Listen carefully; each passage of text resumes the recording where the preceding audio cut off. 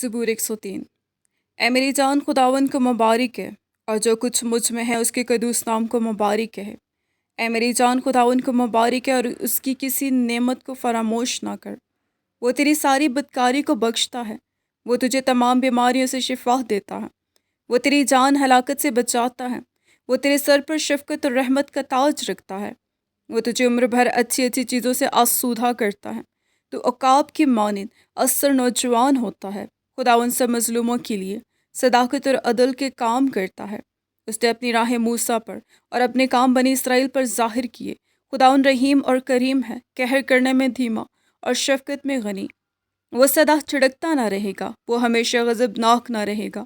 اس نے ہمارے گناہوں کے موافق ہم سے سلوک نہیں کیا، اور ہماری بدکاریوں کے مطابق ہم کو بدلہ نہیں دیا، کیونکہ جس قدر آسمان زمین سے بلند ہے، اسی قدر اس کی شفقت ان پر ہے جو اس سے ڈرتے ہیں۔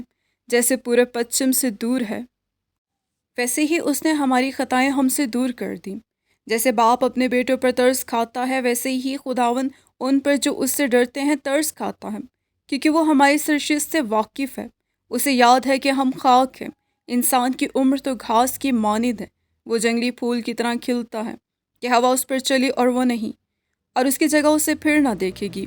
لیکن خداوند کی شفقت اس سے ڈرنے والوں پر ازل سے ابد تک، اور اس کی صداقت نسل در نسل ہے، یعنی ان پر جو اس کے عہد پر قائم رہتے ہیں اور اس کے قوانین پر عمل کرنا یاد رکھتے ہیں۔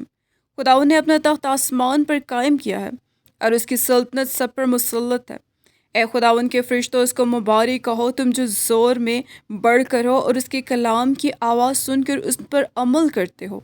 اے خداوند کے لشکروں، سب اس کو مبارک کہو، تم جو اس کے خادم ہو اور اس کی مرضی بجا لاتے ہو۔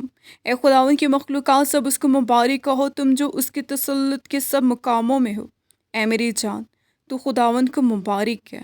آمین۔